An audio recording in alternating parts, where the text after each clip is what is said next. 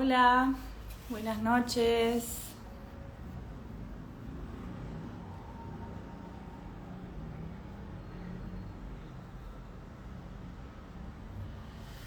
Bueno, muy buenas noches a todos. Unos minutos un poquito más tarde de lo pautado por problemas técnicos míos. Hola Carla. Hoy el tema es el trauma y su relación con el cuerpo. Mi invitada de hoy hace mucho que la estoy esperando. Se trata de la doctora Verónica Molina. Eh, Verónica es médica, cardióloga y hace muchos años incursionó en las constelaciones familiares, en la mirada sistémica y sobre todo en lo que hoy nos trae, que tiene que ver con la mirada en relación al trauma.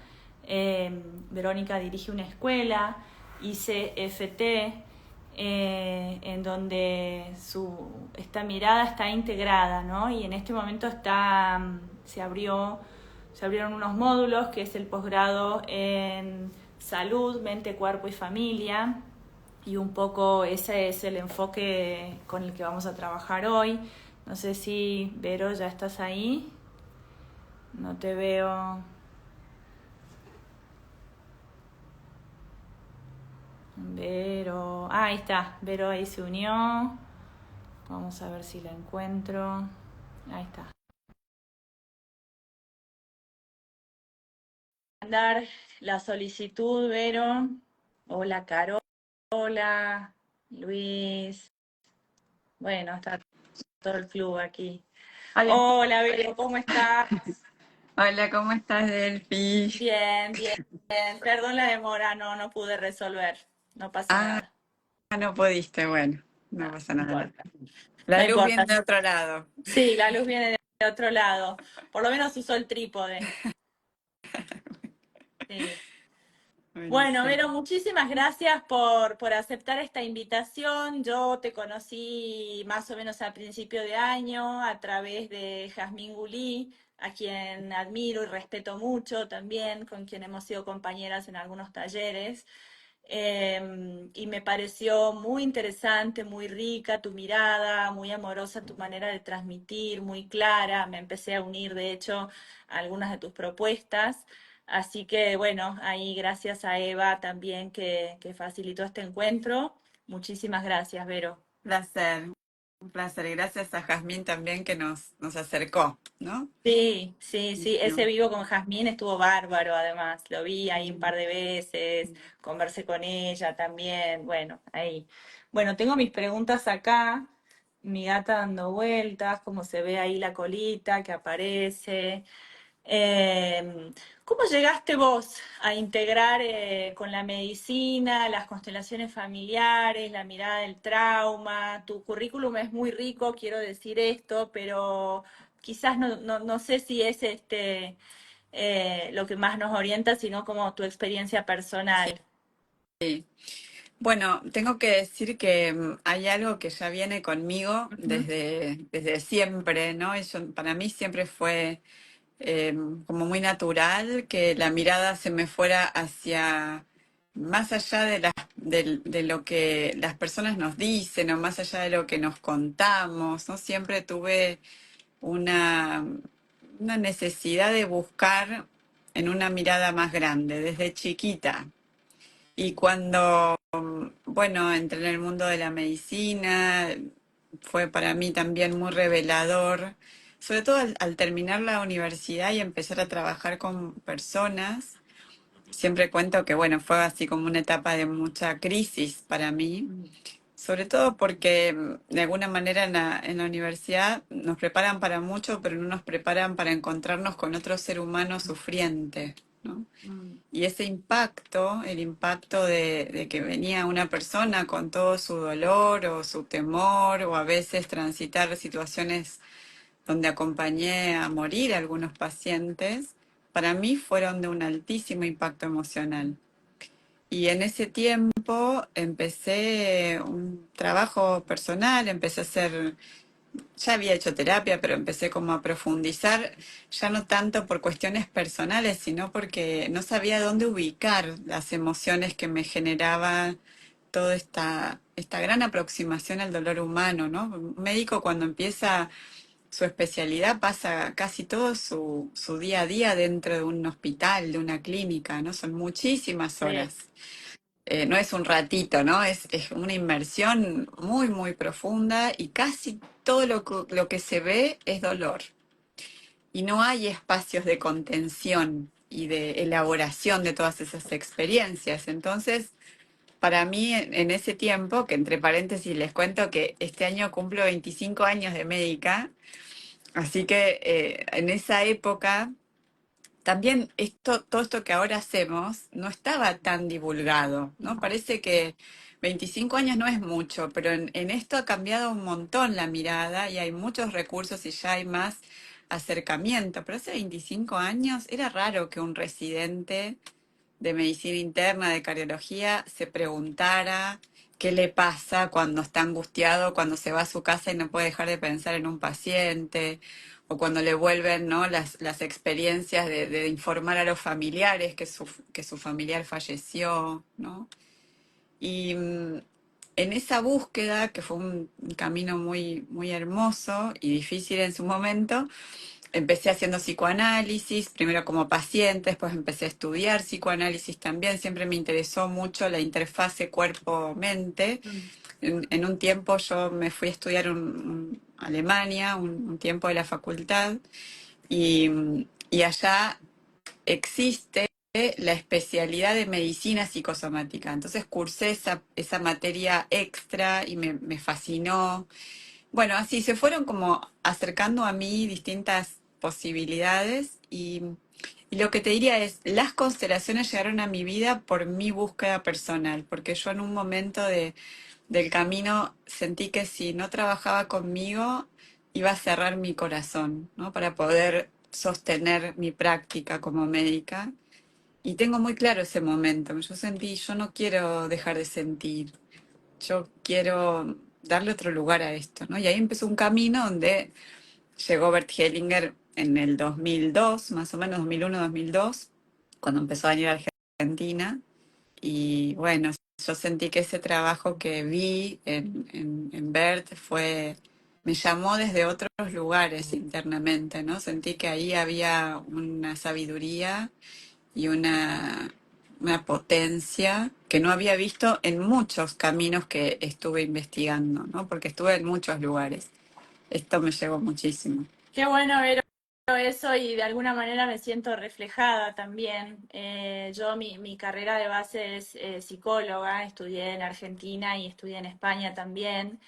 Y me acuerdo que en algún momento, claro, la mirada, por lo menos en las universidades de Argentina, es totalmente psicoanalítica. Era también en aquel momento más que ahora, ¿no? Entonces marcaba también como una distancia en cuanto a la manera de trabajar, etcétera. Y me acuerdo que bueno, yo vivía en España también y allá conocí a Joan Garriga Mm. hace un montón de años, ¿no? Y entonces empecé a ir a los talleres de constelaciones familiares. Eh, y me acuerdo también cómo eso me movía a mí a otras cosas y a la vez entraba en crisis con todo lo que yo había aprendido y me había formado. ¿No? Y hasta me acuerdo que en algún momento a un terapeuta que tuve hace un montón de años, yo le dije que muchas veces con algunos pacientes me brotaban lágrimas en los ojos. Y yo sentía desde mi formación que eso estaba mal, que no podía pasarme eso. Y él me dijo, él era discípulo de Hellinger, él me dijo, por suerte te pasa eso. Mm. ¿No? Entonces, como que aprender a hacerle lugar. Pero bueno, claro, desde estas miradas, incorporar lo sistémico, cuánto crecimiento da, ¿no? Sí, es muy importante incorporar lo sistémico. Yo siempre digo desde el mundo de la terapia que, bueno, que todos venimos de una historia familiar y que no alcanza a mirar lo que sucedió en la familia pequeña, ¿no? En las tres generaciones, que es donde de pronto el psicoanálisis hace más pie, porque hay dinámicas familiares que son más grandes, que son transgeneracionales o que son incluso colectivas y que a veces hay temas que requieren que tengamos la posibilidad de mirar más grande. Quizás no todos los temas, ¿no? Ni en todos los momentos, pero es importante saber que todas las personas en algún camino de la vida vamos a tener que encontrarnos con esa mirada más grande de nuestro sistema si queremos transitar y de alguna manera desenvolver ciertos nudos donde estamos a veces muy trabados. Profundizar.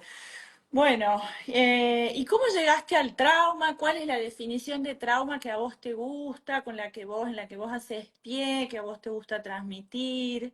¿Cómo incorporás? Porque un poco tu marca personal o el giro que vos le das a las constelaciones familiares en tu escuela, en tu formación, pone mucho foco en el trauma, ¿no? Y como hablamos hoy a la tarde, el trauma no es aquello o no es solo aquello inmenso y fuertemente disruptivo que puede haber pasado, sino también es a veces lo más pequeño o lo que pasó casi de una manera invisible o sorda y que sigue vigente.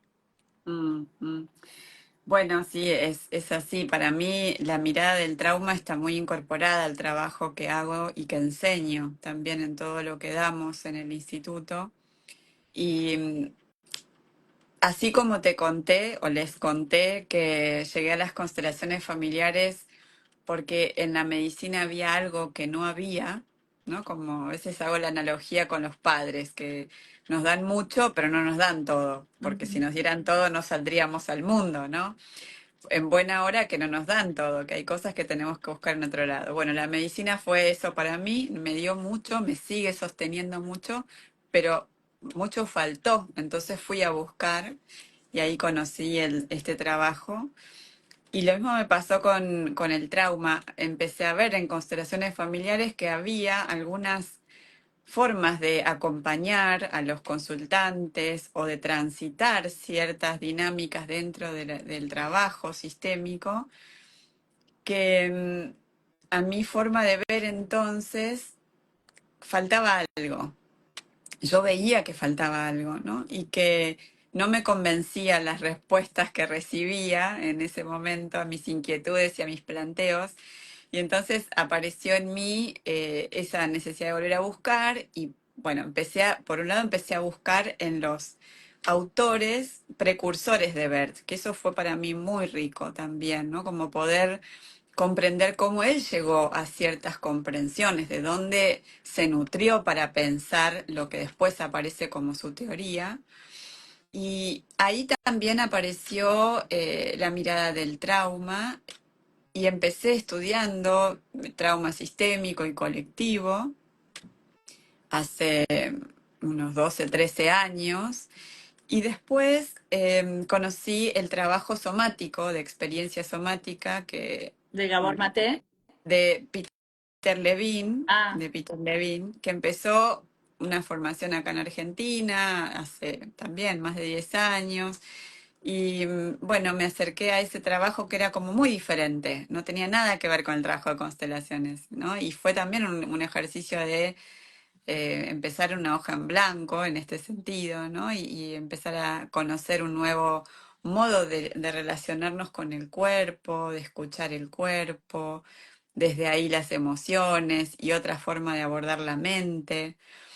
Y fui con el tiempo integrando las herramientas, llevando muchos de esos recursos a los representantes cuando estábamos en una constelación, a los consultantes del grupo, ¿no? En un taller grupal, cuando a veces las personas se activan, a poder mirar qué era una activación, qué presente que están las activaciones en los grupos en constelaciones familiares, o cómo la disociación está muy presente también.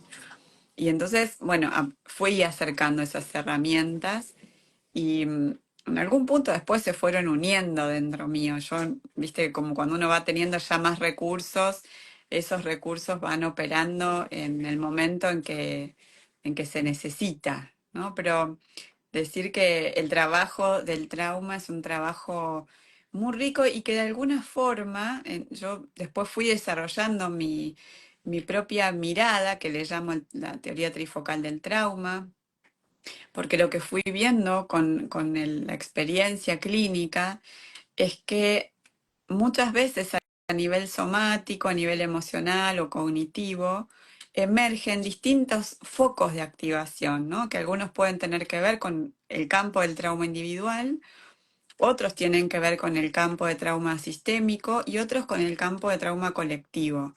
Y lo que abre esos campos traumáticos puede ser un gatillo externo o interno, pero finalmente tenemos que poder discernir entre esos campos, ¿no? Que a veces se quiere llevar todo a un nivel, esto siempre es individual. Y de pronto a veces lo que se abre es una memoria somática de un trauma sistémico, y Ujú. si no tenemos la apertura para poder leer esto en todos los niveles, volvemos a restringir, ¿no? Como tratamos de darle un sentido a lo que sucede porque no tenemos la flexibilidad de mirar la complejidad que existe en nosotros, ¿no? Entonces, esto para mí fue muy importante, ver cómo la mirada sistémica con una perspectiva transgeneracional y social, porque Bert Hellinger esto lo trabajaba espontáneamente, él traía todos los campos, ¿no? Había constelaciones que eran de trauma colectivo, donde de pronto un teatro completo estaba tomado, y otras que eran totalmente movimiento amoroso interrumpido y la experiencia de esa persona con su mamá cuando era bebé, ¿no? Esto era natural en el trabajo sistémico, pero esto tiene también una teorización y el trabajo que él fue naturalmente haciendo, ¿no? A nivel del cuerpo y emocional, muchas veces no lo nombraba, pero la mirada del trauma le da mucho sustento a la mirada de Bert Hellinger, que él trabajaba con mucha intuición también y mucha capacidad de fenomenológicamente ver lo que ocurría. Sin embargo, esto tiene una teorización y es muy valioso también poder leerlo desde ahí y tener más instrumentos para acompañar. Ujú.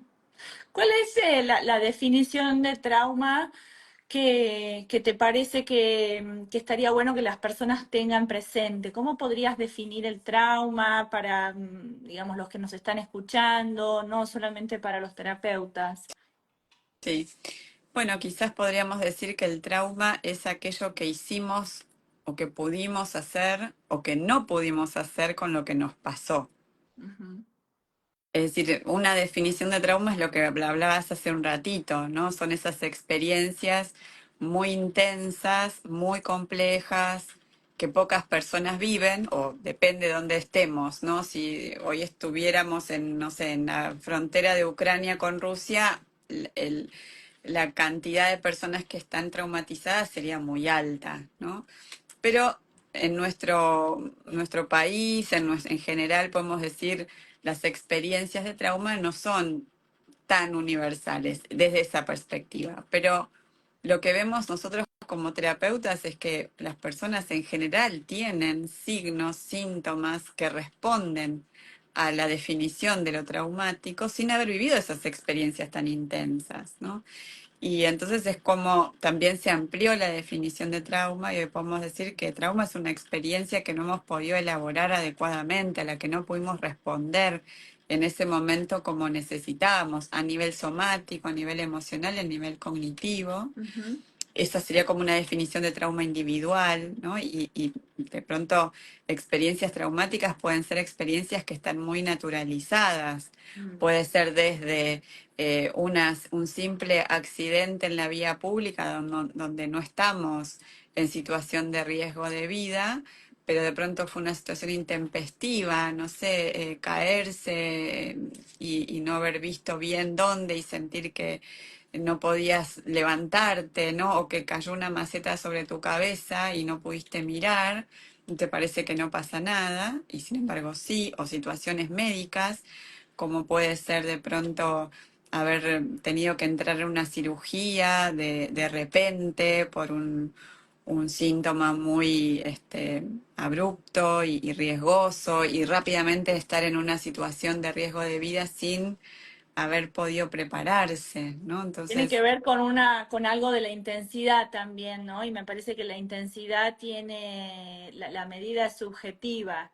¿no? Entonces, de pronto, no claro, sé, si me operan a mí de golpe no sé, de cualquier cosa, a lo mejor tengo recursos internos para poder afrontarlo y otra persona no, ¿no? Me viene a la cabeza una persona que escuchaba hoy que me decía que a su nena a los 2 años la internaron por una bronquiolitis y cómo ella lo vivió con muchísima intensidad y al día de hoy sus grandes focos de angustia tienen que ver con eso, ¿no? claro. Entonces, quizás una situación como esa calificaría por los efectos que aún sigue teniendo como trauma. Exacto. Sí, esto es muy importante lo que traes. O sea, el diagnóstico de trauma no se hace cuando ocurre la experiencia, ¿no? Sino que miramos cómo se va desplegando esa persona luego de una experiencia de shock o de estrés y si va pudiendo integrar la experiencia. Entonces, de la misma manera, miramos hacia atrás, cuando alguien viene con un síntoma que parece de estrés postraumático, estamos hablando del nivel individual del Sí, trauma, ¿no? Y entonces tratamos de ver si este síntoma tiene correlato con lo que ha ocurrido y podría ser una secuela de esa experiencia. Entonces, de pronto, estas situaciones quirúrgicas o situaciones donde emocionalmente no hemos estado disponibles o adecuadamente preparados para responder. A veces una situación nos inunda, de pronto fuimos, no sé, despedidos de un trabajo sin saber que esto iba a ocurrir y no se nos avisó y fue una situación que nos angustió mucho y a veces las personas después no vuelven a pasar por el lugar donde trabajaban porque tienen mucha angustia cuando se acercan a esa zona. O un duelo, de pronto los hijos que se pierden, aunque sea naturalmente o provocados, o los embarazos que se pierden en los contextos de los tratamientos de fertilidad, muchas veces dejan huellas traumáticas, a veces las mujeres después no se dan cuenta, pero de pronto en las fechas aniversario, por ejemplo, pueden hacer sí, síntomas, ¿no? Crisis de ansiedad o momentos de insomnio, síntomas de otro orden a nivel físico y son cosas para investigar, porque quedan silenciadas, como no hay una validación, ¿no? De lo doloroso que puede ser vivir esa experiencia o de cómo se sintió esa persona en ese momento. No hay ni validación externa y a veces ni autovalidación, ¿no? sí, iba a decir eso, ¿no? A veces ni siquiera, puntualmente en el caso a veces de los tratamientos de fertilidad, ni siquiera, bueno, no, no llegó, no se implantó, pero cuánta expectativa, cuánto anhelo se puso en esto, ¿no? Y a veces el mismo sistema médico de los centros de fertilidad, bueno, no importa, vamos al ciclo que viene, ¿no? Y bueno, y hay un duelo ahí para elaborar, hay que poner una palabra, quizás hacer una pausa, empezar a mirar qué estoy sintiendo, eh, qué me está pasando, qué me movió esto con mi pareja o conmigo misma. Bueno, se Exacto. abren múltiples, ¿no? Múltiples posibilidades y dimensiones. Y a veces pasa mucho tiempo, ¿no? Hasta que la persona o la mujer, en este caso, te dice, che, la verdad que sí, aquel tratamiento que hice el año pasado, ahora me estoy dando cuenta cuánto me impactó. Totalmente. Y de la misma manera, otros Claro, tratamientos quirúrgicos.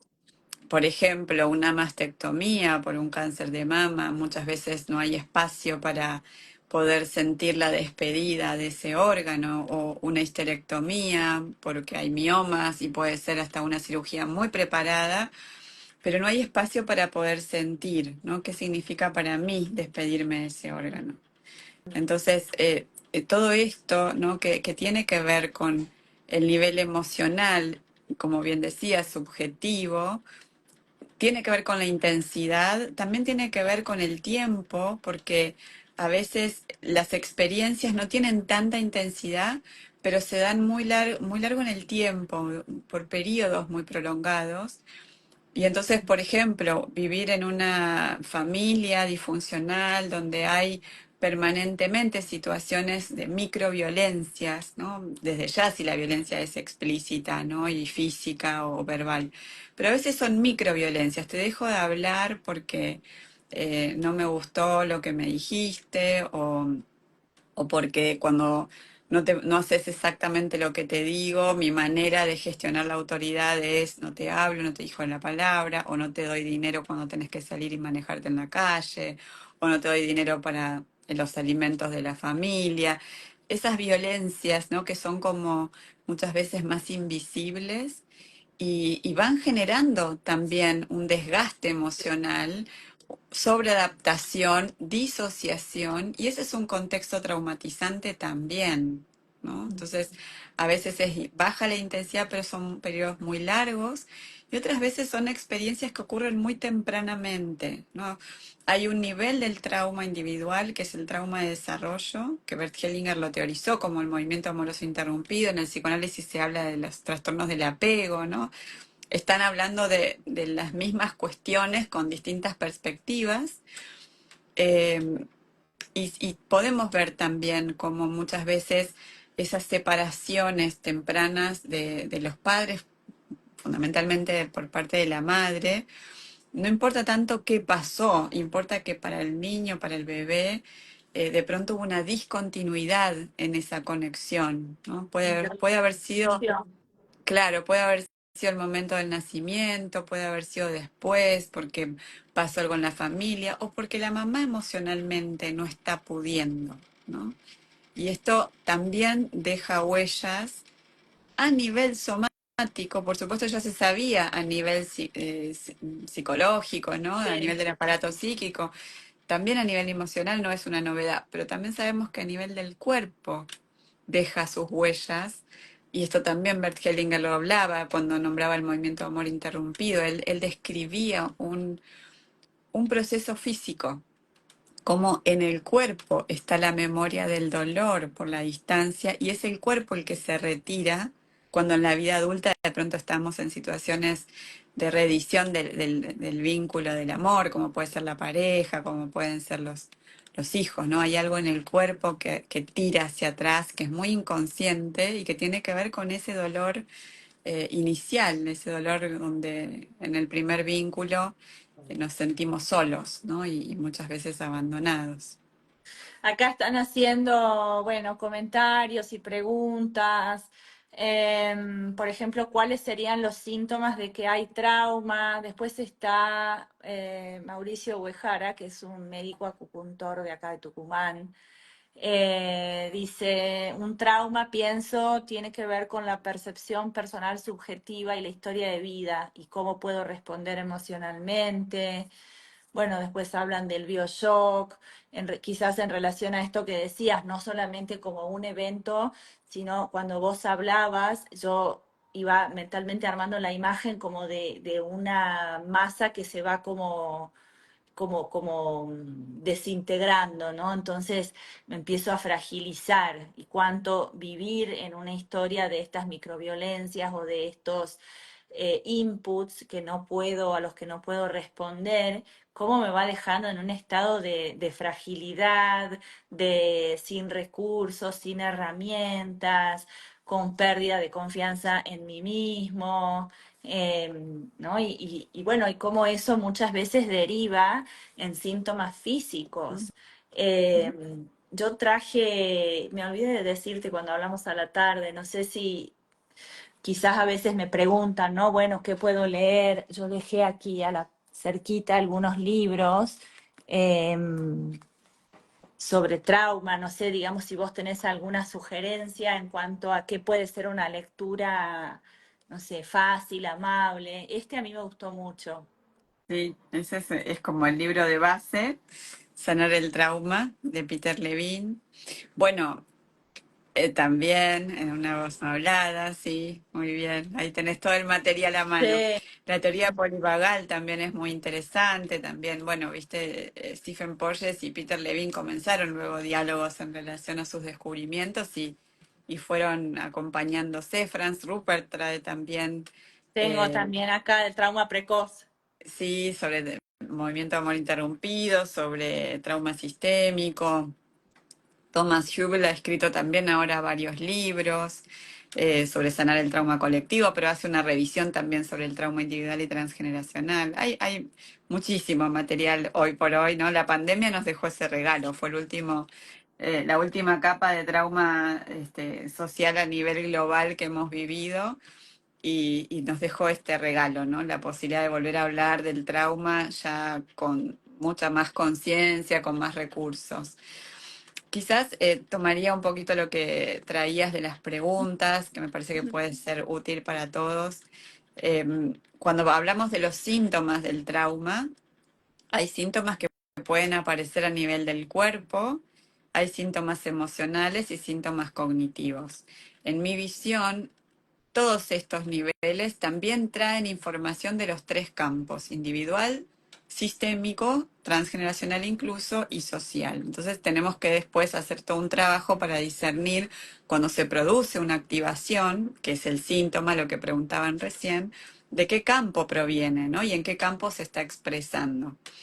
Y hay síntomas somáticos de trauma que pueden ser, por ejemplo, sensaciones de temblor, de dolor o de cambios de temperatura, disociación, ¿no? Hay muchas formas de expresión del cuerpo donde aparece lo traumático. Y lo emocional puede manifestarse por desconexión emocional. De pronto no siento, ¿no? O No sea, a siento veces, nada. claro, a No, veces no, o sea, puedo pensamos que relatar algo y no siento nada. estoy en blanco, no siento nada, puedo estar contando una historia, pero sin conexión emocional. Y si no me preguntan, ¿y qué te pasa en el cuerpo? Digo, no sé, está bien. Cuando las personas nos dicen rápidamente, está bien, es porque no están sintiendo su cuerpo, ¿no? Entonces, esto nos puede estar hablando de disociación. La disociación es un recurso fantástico que creó nuestro sistema nervioso hace miles de años para que cuando algo se vuelve muy intenso dentro nuestro, estemos a salvo desconectándonos de la experiencia, ¿no? Entonces, la disociación es una manera de poder preservarnos ante lo que es demasiado para nosotros, ¿no? Antes de que el cableado se queme, mejor no desconecto y no sentimos nada.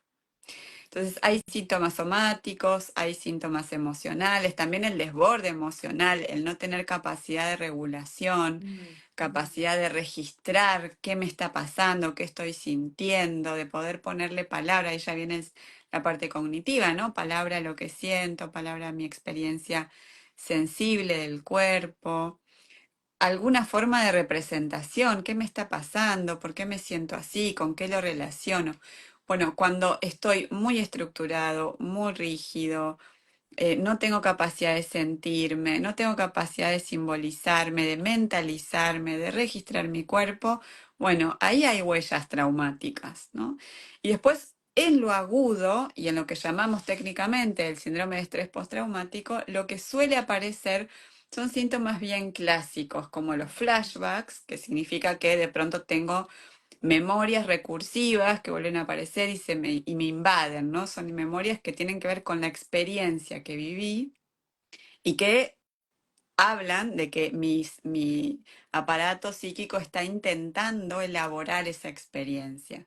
Durante un tiempo, cuando pasado ese tiempo ya empezamos a considerar que esto puede ser un estrés postraumático y requiere tratamiento. Mm. Entonces, flashbacks o distintas formas de evitación. Insomnio o por el otro lado demasiado sueño. Ujú, exacto, insomnio o todos los equivalentes de la ansiedad, ¿no? Angustia desmedida. Y después a nivel sistémico y social, los síntomas clásicos de lo traumático son las secuencias de repetición, lo que Freud llamó la compulsión a la repetición, ¿no? Y Por eso ahí esto, están los síndromes de aniversario, las claro. lealtades, las repeticiones.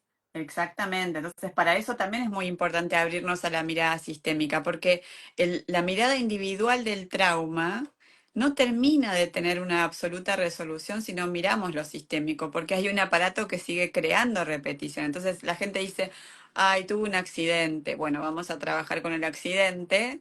Y bueno, y trabajamos todas las respuestas, las emociones, los pensamientos, y ay, tuve otro accidente, y tuve otro accidente, ¿no? ¿Y qué pasa que tenemos tantos accidentes? Bueno, entonces es importante ver qué me está llevando a esa repetición y ahí lo individual muchas veces no es suficiente. Hay que mirar el sistema más Sistema. grande. Sí, sí, me viene. me vienen a la cabeza muchos casos, ¿no? De personas con las que trabajé, a las que acompañé, esto, ¿no? Que de pronto, no sé, me acuerdo de uno que tenía así accidentes, menores, ¿no? O sea, no de mucha intensidad, o roturas del auto, de la casa, de no sé qué, y tenía que ver con algo de sus abuelos, ¿no? O sea, con un evento muy Mm. fuerte de sus abuelos y que había generado un quiebre en la familia y qué sé yo. Qué importante es además que los terapeutas tengamos estas herramientas, porque no vamos a poder ver si no estamos nosotros formados en esto. Exacto. Mis primeros seminarios hace ya muchos, muchos años de introducción al trauma, que lo pensé justamente para llevar herramientas a los terapeutas en general, pero a los consteladores en especial, porque los facilitadores en constelaciones familiares llamamos al trauma. Le decimos al trauma, vení, despertate, mostrate acá, todos los niveles, ¿no? Y después, de pronto, si no tenemos herramientas para poder acompañar eso, ponemos en riesgo a las personas de retraumatización. Y como las constelaciones familiares, todas las técnicas que abren memorias, todas las técnicas que abren memorias en cualquier nivel somático, emocional, llaman al trauma. Entonces, si no conocen sobre trauma, ponen en riesgo a las personas. Así que cuando empecé hace muchos años a trabajar con esto y a dar herramientas, el título de mis talleres era Conocer el trauma para reconocerlo. Porque si no sabemos, no lo vemos. No vemos que está activándose una memoria traumática y cómo se está activando. ¿Es una hiperactivación? ¿Es una hipoactivación? ¿Hay disociación? Bueno, hay algunas estrategias para poder comprender lo que está pasando o empezar a hacer preguntas y orientarnos desde las hipótesis y tratar de acompañar. Y de esa manera también ayudar a la estabilización. Cuando sabemos qué pasa, sabemos cómo abordarlo, Cómo ¿no? Si no, acompañar y cómo abordarlo. Eh, Estoy mirando para el costado porque tengo las preguntas. ¿Se puede hacer prevención del trauma, Vero? sí, totalmente. Bueno, esto que estamos haciendo ayuda a la prevención del trauma. En la medida que hay psicoeducación, Sí. estamos ayudando. No podemos evitar las situaciones traumáticas, digamos. Algunas sí, las situaciones de violencia intrafamiliar, situaciones de maltrato, bueno, eso sí. Pero no podemos evitar que de pronto alguien muera o que se pierda un embarazo o que alguien se enferme o que tengamos un accidente. A veces son cosas inevitables, ¿no?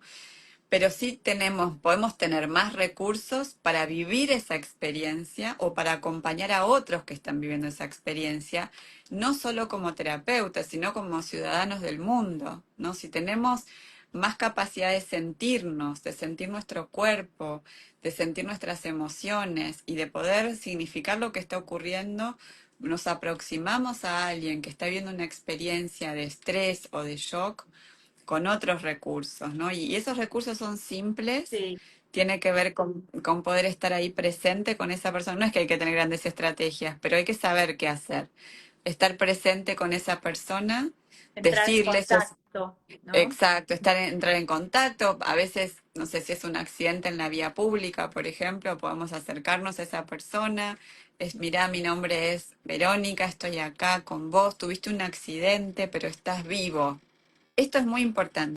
Cuando una persona tuvo un accidente, no sé, voló en la bicicleta porque alguien le abrió una puerta a un auto, algo simple. La persona pierde la orientación y cuando cae no sabe qué pasó. Tuviste un accidente, pero estás vivo, estás bien, yo estoy acá, te acompaño. ¿Cómo es tu nombre? ¿Cómo te Sí. sentís? No te muevas. Me Yo llamo pasó, me al pasó hace médico. poquito. Estaba de viaje por el norte y un accidente bastante grave de moto. Nada, yo no soy médica, viste, y en medio de las salinas de Jujuy no había señal, nada. Y yo me acerqué al hombre tirado así, panza abajo.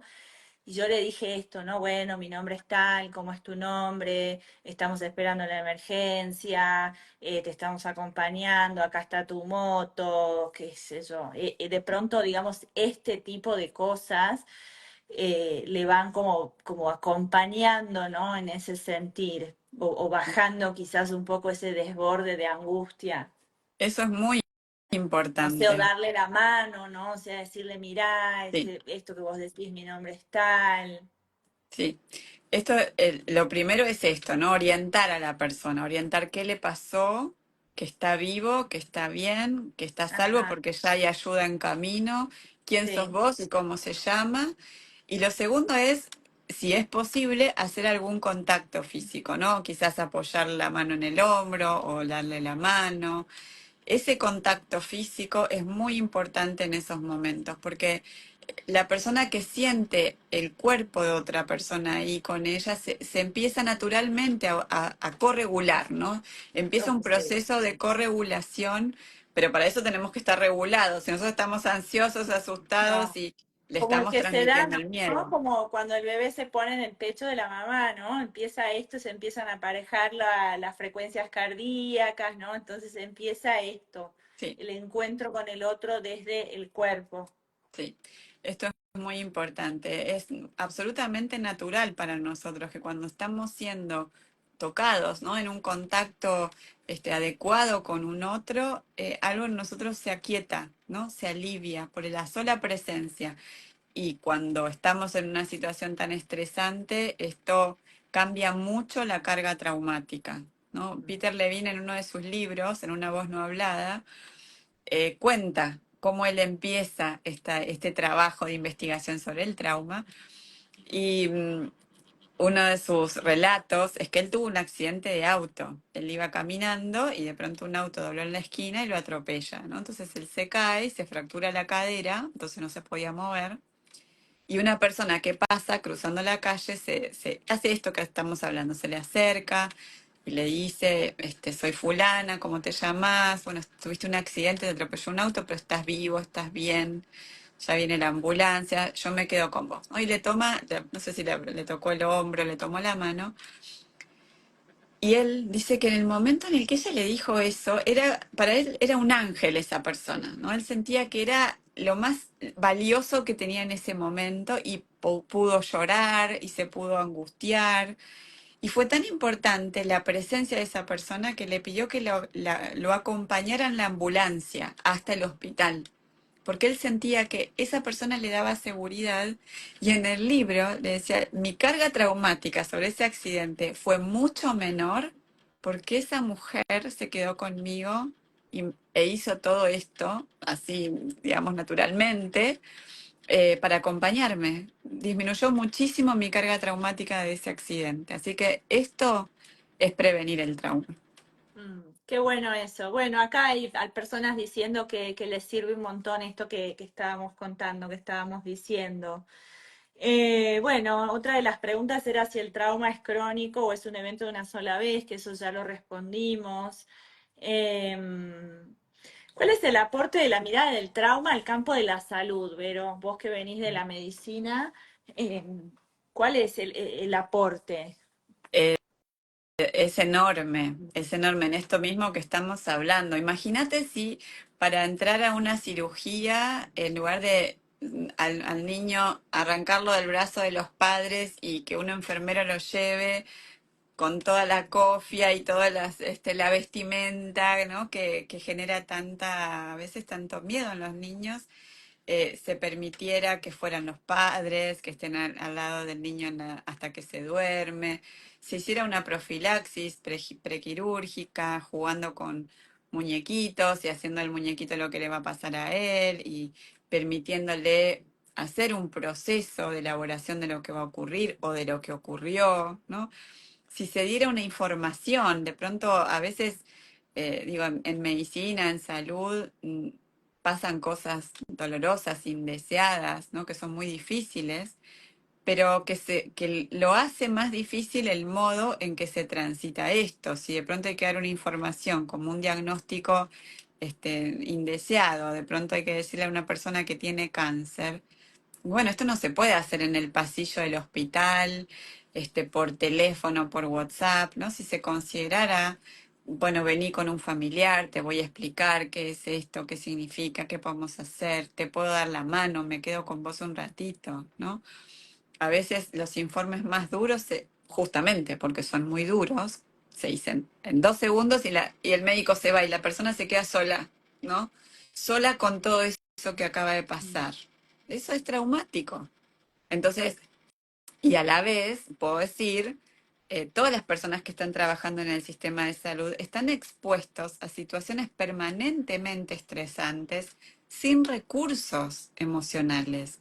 No, no existen en los hospitales, en los ámbitos de atención de salud, ni tampoco en los ámbitos de la justicia, que es otra área donde también lo Sí. traumático se suma y ayudaría muchísimo.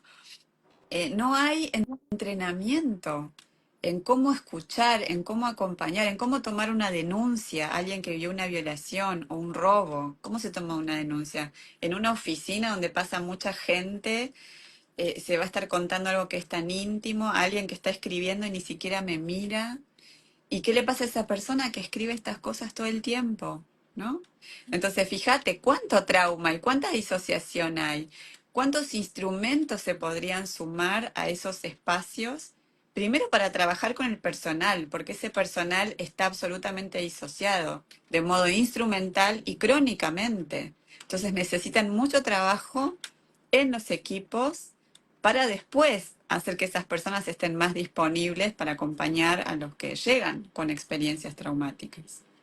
Mm.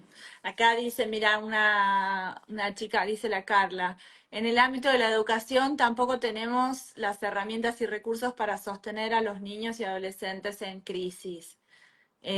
Sí, y ahí es Total, como esto, ¿no? La repetición o las condiciones para el trauma colectivo y la retraumatización, la revictimización, totalmente. eh, ¿no? Totalmente. En la pandemia fue el 2020. En el 2021 hicimos en el instituto un seminario para acompañar también a los docentes, porque veíamos que el colapso que había aparecido en las guardias médicas en el 2020 se había trasladado a las aulas en el 2021, ¿no? Es decir, los chicos llegaban a las aulas, que además era un caos por las burbujas, los que tenían clases, ¿no? Que eso también fue muy duro no tener clases, pero los chicos llegaban a las aulas absolutamente estresados, angustiados, con muchísimas situaciones familiares, volcaban esto en los docentes que no tenían los recursos, como bien dice la persona que escribe, para alojar todo ese material, con el miedo que todavía había, ¿no? Con todas las culpabilizaciones que circularon en su momento, ¿no? Entonces, sí, los docentes tampoco tienen los recursos. En ese momento se vio algo más grande, pero esto ocurre en dosis moderadas todo el tiempo, ¿no?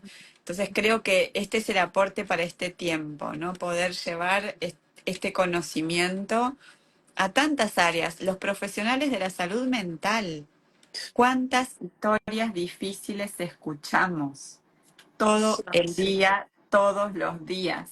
Sí. ¿En qué momento los profesionales de la salud mental se encuentran con un otro para decir cómo se sintieron cuando escucharon a tal paciente, cuando les relató algo que ya vivieron y que también era propio, ¿no? Y que en lo contratransferencial a veces se angustia tanto, ¿no? ¿Qué lugar tenemos? Bueno, son los espacios de supervisión o la propia terapia que todos deberíamos tener.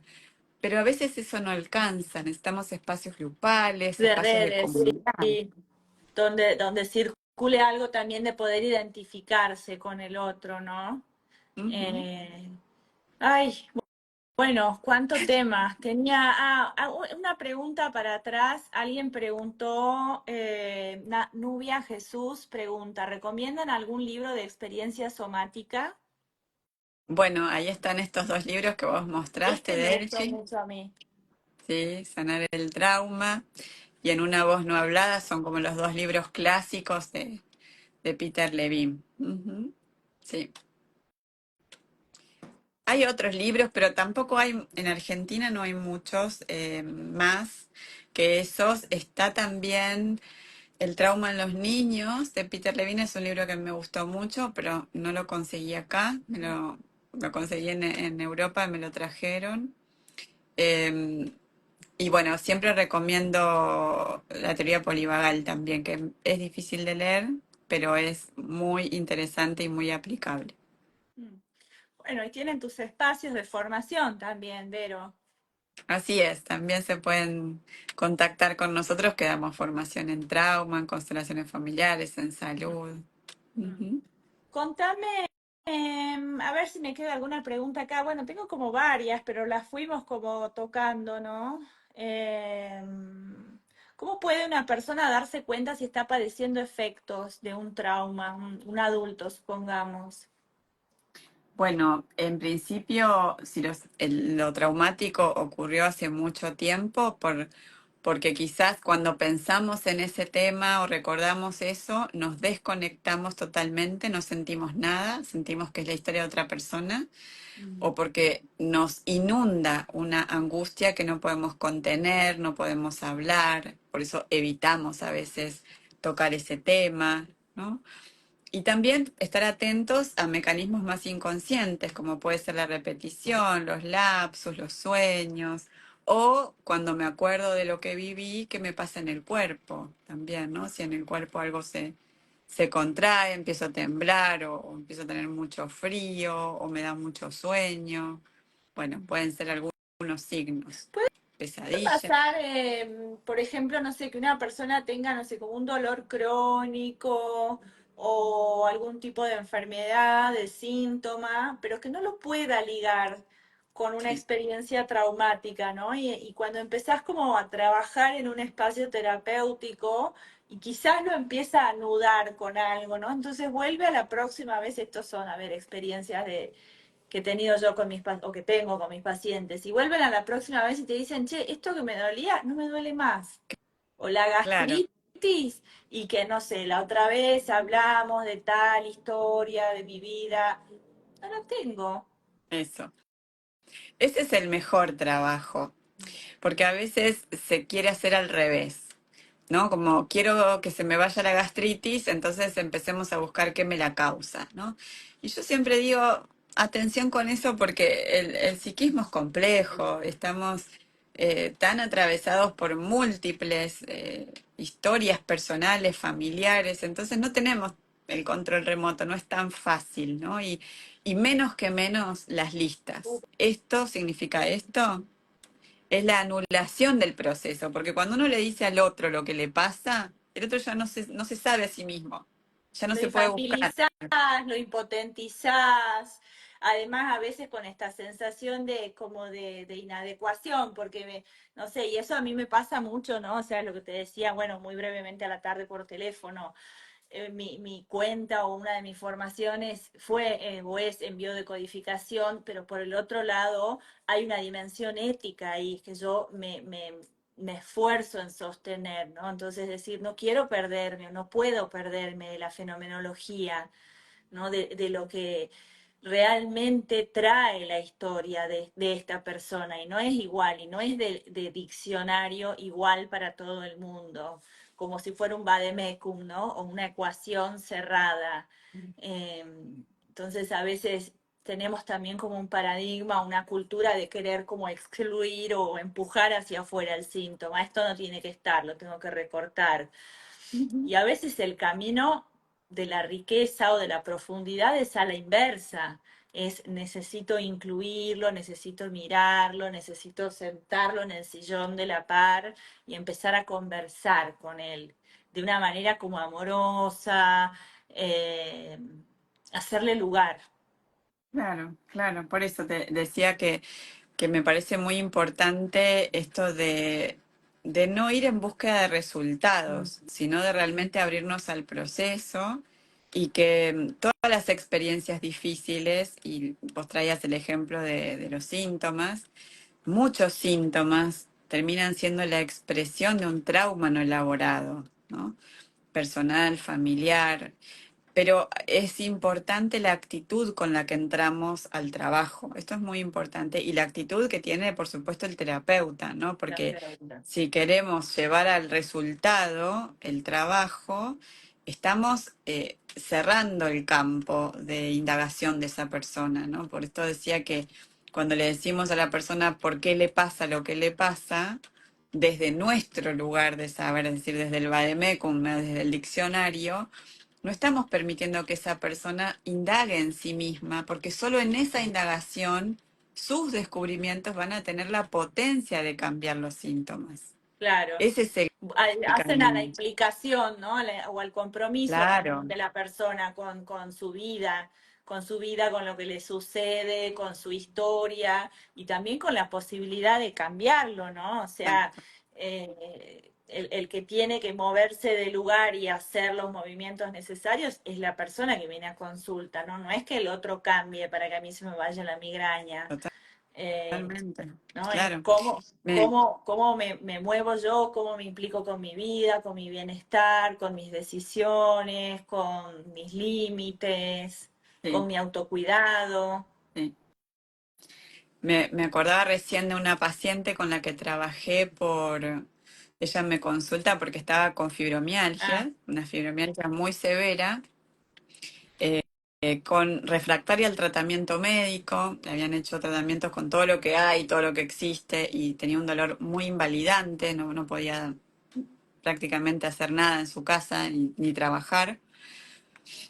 Y traigo este caso porque el dolor crónico también es traumático. Digo, sí. cuando alguien está permanentemente sintiendo dolor, esto ya genera miedo de sentir dolor. ¿Cómo voy a estar esta noche? ¿Cómo voy a estar mañana? ¿Voy a sentir tanto dolor como hoy? ¿No? Esa desesperación de Y el querer salir de una insomnio también. situación. El insomnio es igual, genera trauma por el síntoma, ¿no? Entonces, quiero traer esto porque en lo que estamos hablando es importante asociar que hay motivos de consulta que no se puede, sobre todo lo que tiene que ver con los síntomas, que no se pueden tratar con liviandad, como si fuera un tema superfluo, ¿no? Que a veces en constelaciones o en otras terapias se toman así, bueno, vamos a constelar la fibromialgia y de pronto lo que aparece, esa persona en ese estado no lo puede elaborar. Entonces, una constelación o un trabajo de apertura puede ser tan movilizante que alguien que ya está con pocos recursos, porque está con dolor crónico, porque ningún tratamiento funciona y porque va haciendo síntomas de trauma respecto del dolor, es como una tacita de café para contener 1 kilo de fideos, no tiene con qué. Entonces no es la constelación ni la sesión de lo que sea lo que va a trabajar, lo que va a tratar ese síntoma. Es la capacidad que tenga esa persona de procesar la información. Entonces, cuento este caso porque para mí fue muy importante darme mucho tiempo con esa paciente, que la vi en individual, para trabajar primero el trauma por dolor y que pudiera empezar a tener más recursos, más espacio interno, meditar, empezar a buscar sensaciones agradables, recuerdos agradables, llevarlos al cuerpo, que pudiera regular día a día. Y pasaron como 6 meses cuando empezamos recién a ver cuándo empezaron a originarse la fibromialgia, que yo en la entrevista lo pregunto, hago todo un trabajo de hipótesis sobre los síntomas.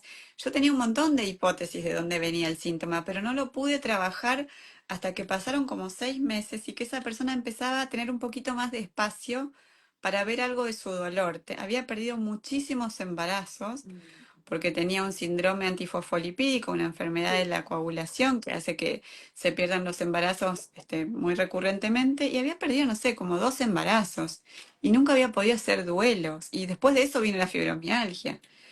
Y si yo entraba directo a trabajar imagínate todos esos duelos, con todo ese dolor y con la poca capacidad por estar sintiendo crónicamente dolor.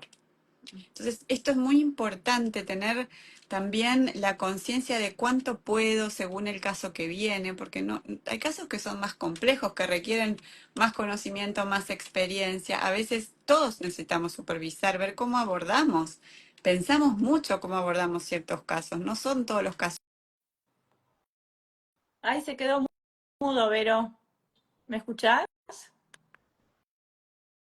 Ay, sí, ay, Allá. se quedó mudo. Ahí está. Ah, no, traía esto, digo, porque es una conjunción síntomas, trauma e historias familiares, que es mucho Sí. lo que suelo trabajar. Bueno, aparece acá una pregunta y si te parece con esto cerramos. ¿Cómo Sí. ayudar a una persona traumatizada que no tiene conciencia de su propio trauma? Me parece que es otro capítulo ese, el de la ayuda los salvadores, etcétera.